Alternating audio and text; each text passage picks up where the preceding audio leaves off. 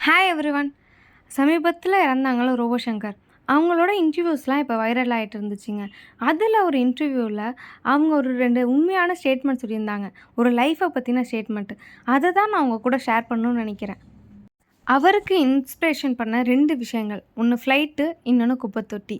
அது என்ன ஃப்ளைட்டு, குப்பை தொட்டின்னு நீங்க கேட்கலாம். ஃப்ளைட்டு ரன்வேல போயிட்டுருக்கும். அந்த மிட் ரன்வேல போயிட்டுருக்கும்போது, அந்த எட்ஜில ஒரு இடத்துல முடியும். அதுக்கப்புறம் தான் அந்த ஃப்ளைட்டு டேக் ஆஃபே ஆரம்பிக்குங்க. அதுதான் நம்ம லைஃப்பும். நம்ம லைஃப் ஒரு கட்டத்தில முடிஞ்சிருச்சு அப்படின்னு நெனைக்கும்போது தான், அந்த இடத்துல தான் நம்ம டேக் ஆஃப் ஆவணும். அதுதான் நம்ம எல்லாருக்கும் குடுக்குற கம்பேக்குன்னு அவர் சொன்னாரு. இன்னொரு விஷயம் குப்பை தொட்டிங்க. நமக்கு தேவையே இல்ல, நமக்கு பிரயோஜனமே இல்லங்கிற விஷயத்த தான் நம்ம குப்பை தொட்டில போடுவோம். குப்பை தொட்டில நமக்கு தேவையே படாத விஷயங்கள் போடுவோம். நமக்கு பிரயோஜனம் இல்லன்னு நெனச்சு பல விஷயங்கள் போடுவோம். ஆனா, நமக்கு தேவையில்லாத குப்பைன்னு நெனைக்கிற இடத்துல, அதுலேருந்து சில விஷயங்கள் வந்து எல்லாருக்கும் தேவைப்படுங்க. ஒருத்தர் ஒரு கம்பி எடுத்துட்டு போவாரு. பிளாஸ்டிக் பொறுக்குறவங்க வந்து அந்த பிளாஸ்டிக் எடுத்துட்டு போவாங்க.